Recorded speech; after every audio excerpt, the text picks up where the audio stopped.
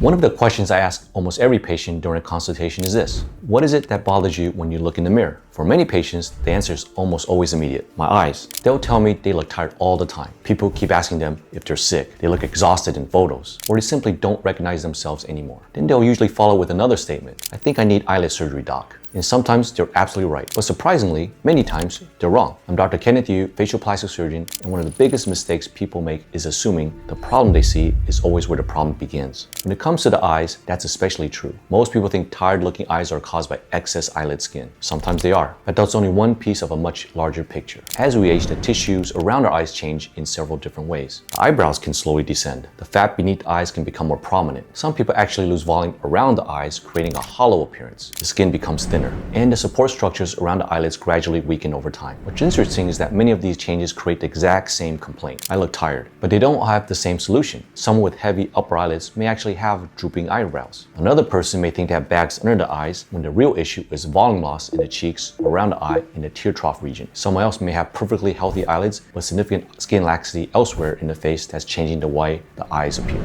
That's why I tell patients, the eyes don't exist in isolation. They're part of the entire face. One of the biggest reasons people end up disappointed after cosmetic procedures is because they focus on treating what they notice first instead of understanding why it happened. If someone truly has excess skin hanging over the upper eyelids, a blepharoplasty can produce beautiful, natural looking results. If lower eyelid bags are caused by protruding fat pads, lower eyelid surgery may be the right solution. But if the underlying problem is actually brow position, facial volume, or changes elsewhere in the face, eyelid surgery alone may not give you the improvement you were expecting. That's why every consultation starts with a diagnosis, not a procedure. My job isn't to convince someone they need surgery. My job is to understand what's actually causing the concern they're seeing in the mirror. Sometimes that means recommending eyelid surgery. Sometimes it means recommending a completely different treatment. And sometimes it means recommending no treatment at all. Because the right answer is not always surgery. The right answer is the one that creates the most natural result. I've always believed that great facial plastic surgery is not about changing someone's appearance. It's about removing the distractions that keep people from looking like themselves. When that's done well, people don't say, you had your eyelids done. They simply say, you look rested. And that's exactly the goal. If you're enjoying these videos, I'd encourage you to subscribe. My goal is to help you understand facial aging and facial plastic surgery before you ever make an important decision. The more you understand today, the more confident you'll feel tomorrow. And if you've ever wondered what actually causes under eye bags and why creams often don't fix them, that's what we'll be covering up in an upcoming video. I'll see you then.